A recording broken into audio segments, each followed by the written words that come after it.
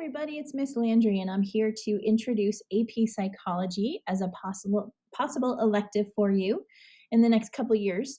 AP Psychology is a full year course. It's basically one semester of an Intro to Psychology college course.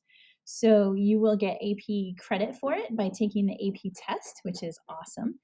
You're going to learn lots of cool stuff. So let's dive right in and see what you're going to learn. So, the skills when you leave the class, you'll be able to look at all the psychological concepts that we study and all the theories that are out there and kind of look at some real life scenarios, not only in your own life, but also some examples and be able to connect those together.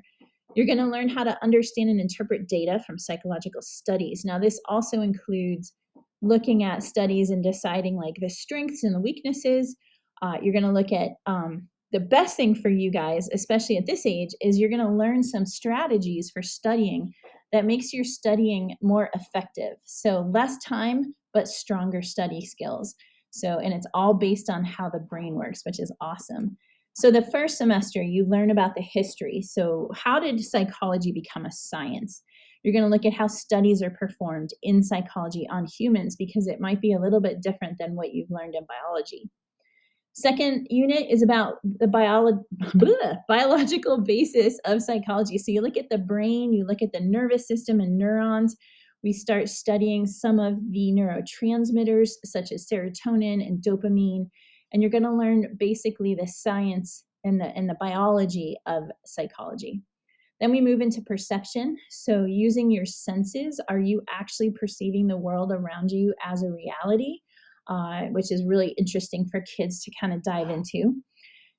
The fourth unit is all about learning. So how do humans and other animals learn, not only from young ages, but all the way through your development? We then go into cognitive psychology. We look at how does memory work along with intelligence, and how do those things actually affect your behavior? And then finally, for the first semester, we practice our test-taking skills throughout that entire semester. We do practice free response questions. We self-grade and peer grade to learn how to use the grading rubric and what to expect when you take the test in May. So it's kind of a cool semester. Second semester, we jump into developmental psychology. So looking at how your behavior builds, not like from birth on through old age. Then we move into motivation, emotion, and personality, which is probably one of the favorites of students because you learn a lot about yourself in that unit.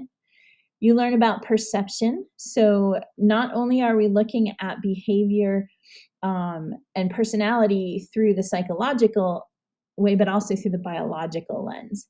We go into clinical psychology and we start looking at how psychologists actually use science to diagnose and treat patients. We finish with social psychology. So how do your social interactions and your culture affect all of your behaviors through time? Kind of a cool way to finish it up.